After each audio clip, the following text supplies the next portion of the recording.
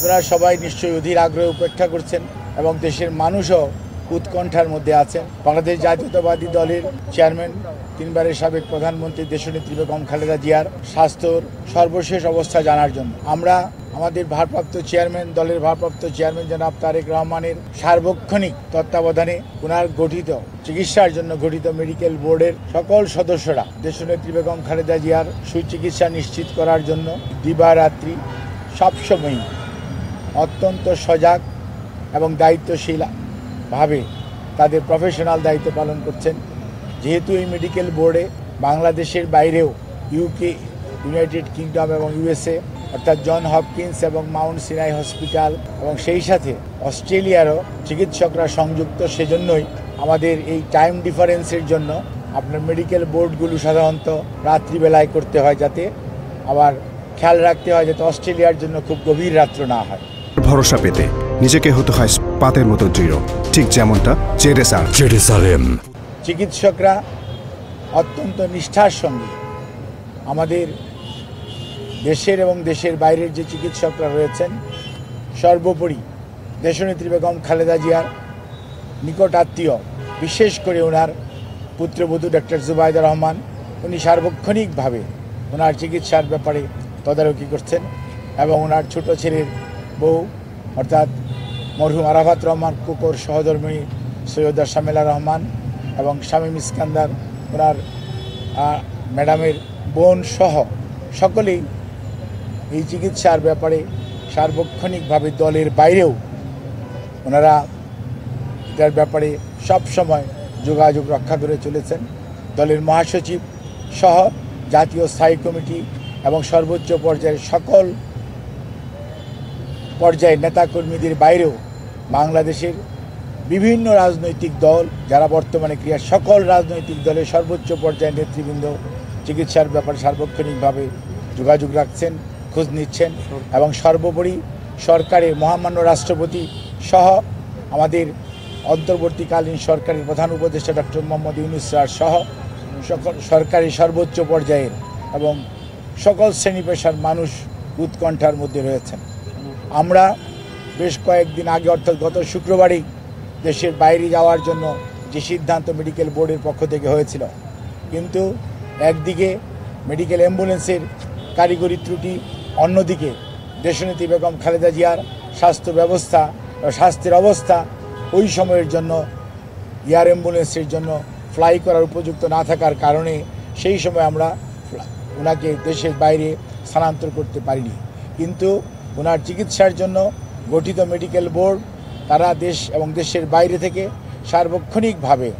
এই যাতে ওনার স্বাস্থ্যের উন্নতি হয় সেজন্যই ওনারা ওনাদের পরামর্শ দিয়েছেন এবং আমাদের মেডিকেল বোর্ডের সদস্যরা যারা এখানে আছেন তারা সবাই সেইটি বাস্তবায়নের জন্য সবসময় চেষ্টা করছেন এবং সেই লক্ষ্যেই আমরা এগিয়ে যাচ্ছি যাতে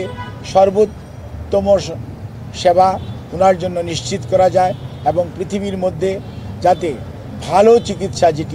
সেটি উনি পেতে পারেন, সেই জন্য এখানে রেখেও সকল পর্যায়ের চিকিৎসকদের দেশে বিদেশের তাদের পরামর্শক্রমে ওনার চিকিৎসা অব্যাহত রয়েছে এবং আমরা খুবই আশাবাদী, মেডিকেল বোর্ডের সম্মানিত সকল সদস্যরাও আশাবাদী যে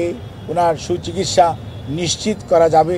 এবং পরবর্তীতে হয়তো ওনাকে যে কোনো সময়ে প্রয়োজনে দেশের বাইরেও নিয়ে যাওয়া হতে পারে। এখনও এই জিনিসটি এই পর্যায়েই আপনাদের মাধ্যমে বলার সময় আসে নাই, কারণ একবার আমরা কথা বলেছিলাম, কিন্তু আমরা এক ধরনের কথা বলি, আল্লাহ রাব্বুল আলামিন কী ধরনের ব্যবস্থা ওনার জন্য রেখেছেন সেটি আমাদের কারো বা ধরাছোঁয়ার মধ্যে পড়ে না। কাজেই মহান আল্লাহ রাব্বুল আলামিনের রহমত এবং মানুষের দোয়া এবং সব মানুষের প্রচেষ্টা এবং চিকিৎসার সাথে সম্পৃক্ত চিকিৎসক, নার্স সহ সকল পর্যায়ের চিকিৎসা কর্মীদের অব্যাহত প্রচেষ্টা, সেই সাথে ওনার পরিবারের সকল সদস্য সহ দেশের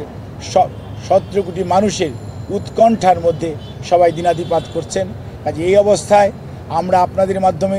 দেশবাসীর কাছে আমরা আকুল আহ্বান জানাই, আবেদন জানাই, ওনারা যে দোয়া করছেন, ওনারা সুস্থতার জন্য সব সময় করে চলেছেন, সেটি যাতে ওনারা অব্যাহত রাখেন এবং আল্লাহর অশেষ মেহেরবানিতে দেশনেত্রী যাতে এবারে ওনার যে শারীরিক এক সংকটময় অবস্থা উনি অতিক্রম করছেন সেটি যাতে উনি সফলভাবে আল্লাহর রহমতে অতিক্রম করতে পারে, সেই জন্য আমরা সবার কাছে সহযোগিতা চাই। আপনাদের সবাইকে অনেক অনেক ধন্যবাদ। আল্লাহ হাফিজ। আপনাদেরকে মাধ্যমে আরও একটি কথা বলতে চাই, অনেক সোশ্যাল মিডিয়াতে বিভিন্ন ধরনের কথা বলেন, কিন্তু আমরা আপনাদের মাধ্যমে বিনীতভাবে অনুরোধ করতে চাই, ওনার মতো এমন একজন নেত্রীর প্রতি মানুষের